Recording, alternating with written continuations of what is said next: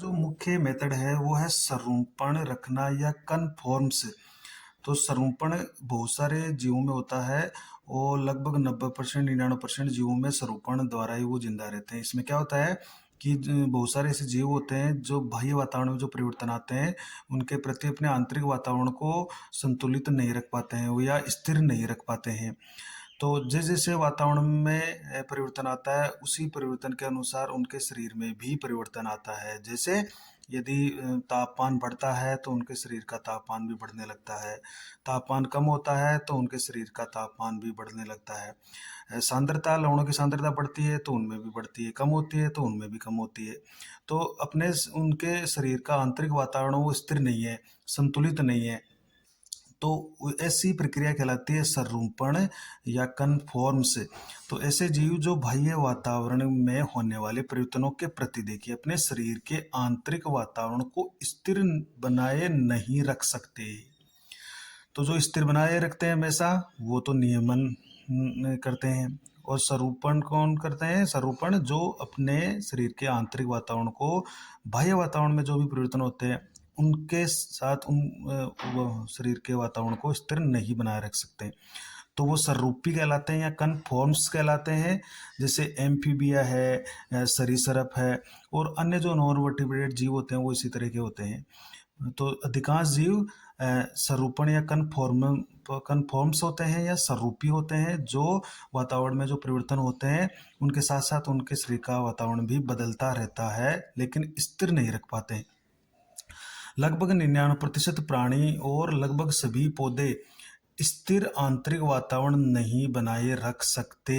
देखिए उनके शरीर का तापमान बाह्य वातावरण के तापमान के अनुसार बदलता रहता है। कम हो रहा है तो कम हो जाएगा, अधिक बढ़ रहा है तापमान तो उनका भी बढ़ जाएगा। जलीय प्राणी जो होते हैं उनके शरीर का जो तरल होता है उसकी प्रासनी सांद्रता बाह्य वातावरण की प्रासनी सांद्रता के अनुसार बदलती रहती है। कैसे? अगर प्रासनी सांद्रता बाह्य वातावरण यानी पानी की सांद्रता ज़्यादा है तो शरीर की सांद्रता भी बढ़ जाएगी। अंदर पानी की सांद्रता कम है तो शरीर की प्रासनी सांद्रता भी बढ़ जाएगी या कम है तो कम हो जाएगी। नियामक जो होते हैं देखिए जीवों में मुख्य रूप से ताप नियमन ऊर्जा की दृष्टि से काफी खर्चीला है क्योंकि तापमान नियमन के लिए बड़ी मात्रा में ऊर्जा खर्च होती है। तो जो नियामक होते हैं इसे जस्ट हमने पढ़ा था पहले वीडियो में कि जो नियामक होते हैं रेगुलेटर होते हैं जैसे मानव या पक्षी है तो वो हर परिस्थिति में अपने को शरीर के आंतरिक वातावरण को स्थिर बनाए रखते हैं। तो अब स्थिर बनाए रखने के चक्कर में उनको बहुत ज़्यादा ऊर्जा खर्च करनी पड़ती है। तो हम यह कह रहे हैं कि जो नियामक होते हैं वो नियामक जो जीव होते हैं वो ताप नियमन ऊर्जा की दृष्टि से काफ़ी खर्चीले हैं क्योंकि ताप नियमन करने के लिए बड़ी मात्रा में ऊर्जा खर्च करनी पड़ती है। कैसे? मान लीजिए शरीर का तापमान मानव को 37 डिग्री रखना है और बाहर 0 डिग्री है। तो अभी 0 डिग्री की कंडीशन में 37 डिग्री रखना है तो इसको शरीर में बहुत सारी ऊर्जा खर्च करनी पड़ेगी। तो ये नियामक को ऊर्जा बहुत ज़्यादा खर्च करनी पड़ती है। अतः अधिकांश अब प्रत्येक जीव के पास इतनी ऊर्जा नहीं है कि वो बहुत बड़ी मात्रा में अपने शरीर के तापमान को स्थिर रखने में खर्च कर सकें। तो बहुत सारे जीवों के पास इतनी ऊर्जा होती नहीं है तो वो क्या करते हैं? अधिकांश जीव ताप नियमन के लिए अधिक मात्रा में ऊर्जा खर्च करने में समर्थ नहीं है। अतः ऐसे जीव अपने आप को जीवित रखने के लिए अन्य उपाय अपनाते हैं। तो वो अन्य उपाय मतलब जैसे स्वरूपण है तो वो स्वरूपण अपना लेंगे। जैसे जैसे तापमान बढ़ेगा तो वो उनका भी बढ़ता जाएगा, घटेगा तो उनका भी घटता जाएगा, उसके साथ साथ होता रहेगा परिवर्तन। तो वो ऊर्जा खर्च अधिक नहीं कर पाने के कारण नियमन नहीं कर पाते हैं। अब देखिए सरूपी जो कन्फॉर्मर्स है वो विकसित होकर नियामक क्यों नहीं हुए? क्यों नहीं हुए? जो कन्फॉर्मर्स जीव है वो विकसित होकर नियामक या रेगुलेटर क्यों नहीं बने? क्योंकि बहुत सारे नियामक बनने के लिए या नियमन की प्रक्रिया अपनाने के लिए बहुत अधिक ऊर्जा खर्च करनी पड़ती है। तो अधिकांश जीवों में इतनी ऊर्जा नहीं होती है, वो ऊर्जा खर्च करने में समर्थ नहीं है कि वो रेगुलेशन द्वारा अपने शरीर के तापमान को या आंतरिक वातावरण को स्थिर रख सकें। इसलिए सरूपन जो होते हैं कन्फॉर्मर्स वो कन्फॉर्मर्स ही बने हुए हैं। जैसे एक छछूंदर या जो मंजरू होता है, श्रू, जो कि एक छोटा स्तनधारी है, छछूंदर, जिसको मंजूरू या श्रू भी बोलते हैं। और जो गुंजन पक्षी है, जिनमें गुंजन की सी आवाज आती है, जिसको हमिंग बर्ड भी कह रहे हैं, देखिए ये भी छोटा एक पक्षी है। ये छोटा स्तनधारी है छछूंदर, ये गुंजन पक्षी सबसे छोटा पक्षी है। तो हमिंग बर्ड इसको बोल रहे हैं। तो बिल्कुल छोटी सी एक पक्षी है और एक बहुत छोटा सा एक स्तनधारी है। ये जो जीव है, ये जैसे छोटे प्राणियों में ताप नियमन ऊर्जा की दृष्टि से बहुत खर्चीला है। देखिए, अगर इन छोटे जीवों में ताप नियमन हो तो वो बहुत खर्चीला होगा। तो ये क्या करेंगे, इनको बार बार खाना पड़ता है या अपने शरीर को टेम्परेचर को बनाए रखना पड़ता है, तो काफ़ी ऊर्जा इनकी खर्च हो जाती है। तो शरीर से ताप हानि या ताप लाभ प्राणी के शरीर के पृष्ठीय क्षेत्र पर निर्भर करता है। ये इंपॉर्टेंट बात आप ध्यान रखिएगा कि कितनी हानि हो रही है शरीर से या शरीर को कितना ताप मिल रहा है, वो उनके पृष्ठीय जो क्षेत्रफल है, सरफेस जो एरिया है, उस पर डिपेंड करेगा। अब देखिए, अधिक पृष्ठीय क्षेत्रफल होते हैं जो बड़े आकार के प्राणी होते हैं। तो अधिकांश पृष्ठीय क्षेत्रफल जो बड़े आकार के प्राणी होते हैं, उनका पृष्ठीय क्षेत्रफल बहुत ज़्यादा होता है। तो अधिकांश पृष्ठीय क्षेत्रफल वाले प्राणियों के शरीर से ताप हानि या लाभ भी अधिक होता है। बड़े आकार के प्राणियों के शरीर का पृष्ठीय क्षेत्रफल उनके आयतन की अपेक्षा कम होता है। देखिए, अतः जब बाहर ठंड होती है तो इनके शरीर की ऊष्मा धीरे धीरे कम होती है। देखिए, मतलब बड़े आकार के जो प्राणी है, उनके शरीर का पृष्ठीय क्षेत्रफल उनके आयतन की अपेक्षा कम होता है। इसलिए क्या होता है, यानी लंबा चौड़ाई ऊंचाई उनकी ज़्यादा है और उनका पृष्ठीय क्षेत्रफल है वो कम है। अतः जब बाहर मान लीजिए ठंड भी होती है तो उनके शरीर से जो ऊर्जा बाहर जाएगी, ऊष्मा बाहर जाएगी, वो धीरे धीरे कम होती है। देखिए कैसे, कि जैसे अपन एक उदाहरण ले लें, जैसे एक घन है, घन का उदाहरण ले लेते हैं अपन। ये एक घन है और इसका हम आयतन और पृष्ठीय, ये को जीव मान लेते हैं अपन, इसको एक प्राणी या जीव मान लेते हैं। तो एक घन तो ये है और दूसरा घन एक जीव ये है। इसको थोड़ा छोटा बनाते हैं दूसरे वाले को। एक जीव ये है, ये छोटा जीव है और ये बड़ा जीव है। इसको अपन 4 सेंटीमीटर की भुजा मान लेते हैं, इसको 1 सेंटीमीटर की भुजा मान लेते हैं अपन। तो इनका क्षेत्रफल का सूत्र हो जाता है भुजा स्क्वायर और आयतन का सूत्र हो जाता है भुजा क्यूब। अब देखिए, इस पहले के दूसरे का हम दोनों ही याद करते हैं। तो इस पहले का हो गया इसका तो इसकी तो क्षेत्रफल तो हो जाता है 4 गुणे 4 बराबर 16 और इसका जो आयतन हो जाता है वो जाता है भुजा क्यूब यानी 64। तो हम 16 और 64 का अनुपात निकालते हैं तो एक अनुपात यहाँ पर हमें 4 प्राप्त होता है। तो इस तरह से इनका अनुपात हमें प्राप्त हो गया, 1:4। तो हम इस तरह का इसका क्षेत्रफल निकाल लेते हैं, 4 गुणा 4 16। तो ये तो एक सतह का आया है, तो हम इसको 6 सतहों का लेना अपन, 1 2 3 4 5 6। तो इसको 6 से गुणा और कर लेते हैं एक बार।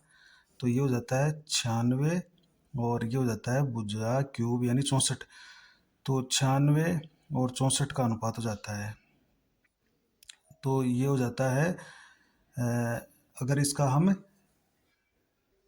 तो इस तरह का यहाँ पर इस बड़े प्राणी का, बड़ा जो प्राणी है उसका क्षेत्रफल और आयतन का अनुपात हो जाता है। अगर इसको हम सोल्व करें तो 16 96, 16 64 और 2 3 6 2 2 4, यानी ये अनुपात आता है क्षेत्रफल और आयतन का। देखिए, तो वो ज़्यादा फर्क नहीं है। जबकि अब ये जो छोटा प्राणी है, छोटे प्राणी, स्मॉल साइज का जो प्राणी है, इसका अगर अपन देखें क्षेत्रफल, तो क्षेत्रफल क्या आएगा, 1 सेंटीमीटर अपन ले रहे हैं, इसकी 1 सेंटीमीटर ले रहे हैं, तो क्षेत्रफल इसका हो जाता है 1 गुणा 1 बराबर 1 और 6 सतह से गुणा कर लेंगे तो 6 आ जाएगा। और आयतन हो जाएगा इसका भुजा क्यूब, तो 1 का क्यूब तो 1।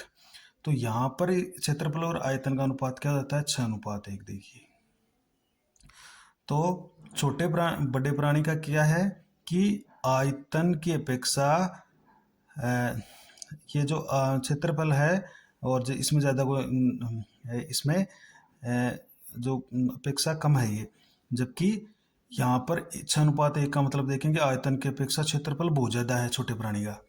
तो यही कारण है कि यहाँ पर आयतन की अपेक्षा क्षेत्रफल ज़्यादा नहीं है, कम है।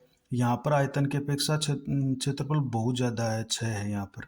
तो यही कारण है कि ये क्षेत्रफल ज़्यादा है तो यहाँ पर हीट लॉस जो होगी, शरीर का तापमान जो बाहर जाएगा, ऊर्जा बाहर जाएगी, वो ज़्यादा जाएगी। और इनका जो हीट लॉस होगा शरीर से वो धीरे धीरे होगा, वो यानी बहुत कम होगा, क्योंकि आयतन के अपेक्षा पृष्ठीय क्षेत्रफल कम ही है और यहाँ पर आयतन के अपेक्षा पृष्ठीय क्षेत्रफल ज़्यादा है तो हीट बाहर जल्दी जाएगी। इसलिए छोटे प्राणियों का जिंदा रहना किसी बर्फ़ में वो बड़ा मुश्किल होता है। तो जो ध्रुवीय क्षेत्र होते हैं या जो ठंडे क्षेत्र होते हैं वहाँ पर बड़े आकार के प्राणी मिलेंगे, क्योंकि उनमें हीट लॉस क्या होता है, धीरे धीरे होता है, कम होता है। तो देखिए इसको अपन देख लेते हैं। अधिक पृष्ठीय क्षेत्रफल यानी बड़े आकार के जो प्राणी होते हैं उनका पृष्ठीय क्षेत्रफल अधिक होता है, तो वाले प्राणियों के शरीर से तापमान या लाभ भी अधिक होता है। बड़े आकार के प्राणियों के शरीर का पृष्ठीय क्षेत्रफल उनके आयतन की अपेक्षा कम होता है, देखिए।